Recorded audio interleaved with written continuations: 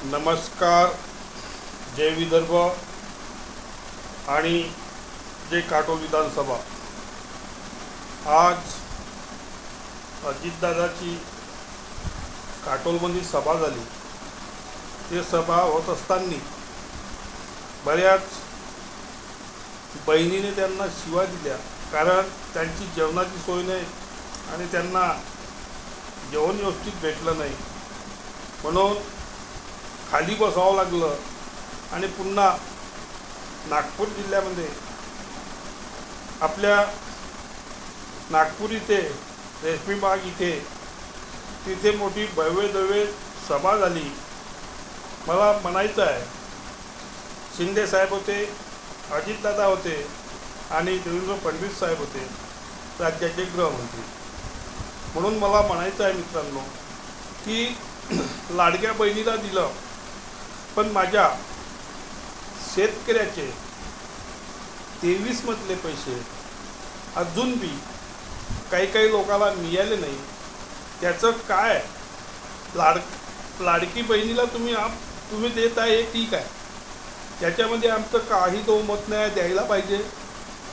पण माझ्या शेतकऱ्याची पीक विमा 1 रुपयात काढायला लावला आणि तो पीक विमा 1 रुपयात काढताना तो पीक विमा नागपूर जिल्ह्याचा गेला कुठे आणि किती लोकांना भेटला हे तुम्ही जाहीर करा.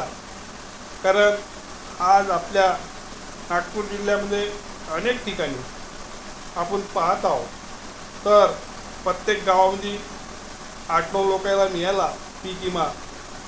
मला असं वाटते एका गावामध्ये 8-9 लोक असते का?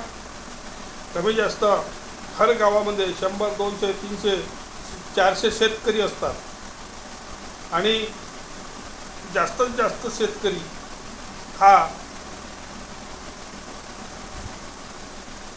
आपल्या मोदी सरकारला आणि भाजप सरकारला आणि शिंदे गटाला हमेशा यांच्या पाठीशी राहिला, राष्ट्रवादीसोबत राहिला.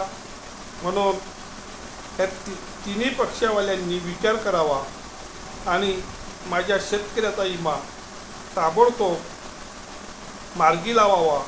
कारण आता आणखीन 24मध्ये संत्रा मोसंबी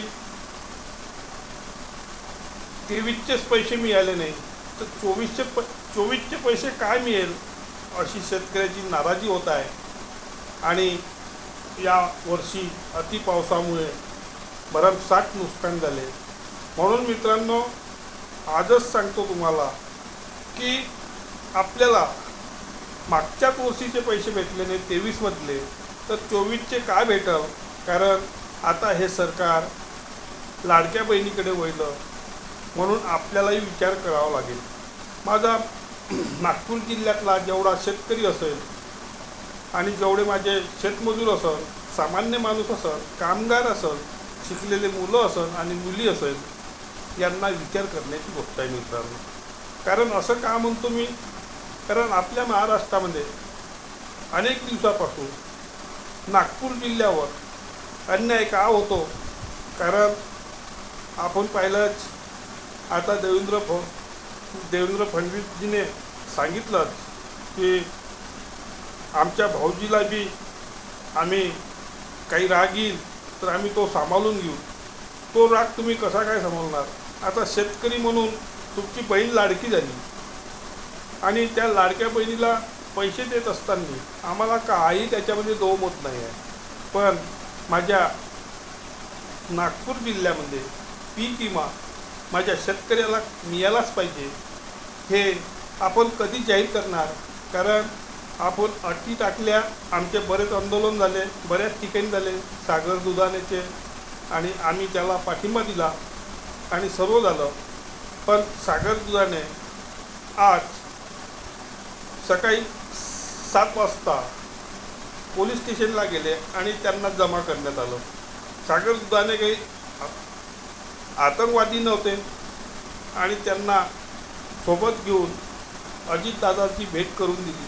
ठीक आहे, पण याच्यावर तरी अजितदादाने आणि एकनाथराव शिंदे साहेबांनी आणि देवेंद्र फडणवीस साहेबांनी विचार करावा आणि शेतकऱ्याला ताबडतोब मदत देण्याचे प्रयत्न करावे.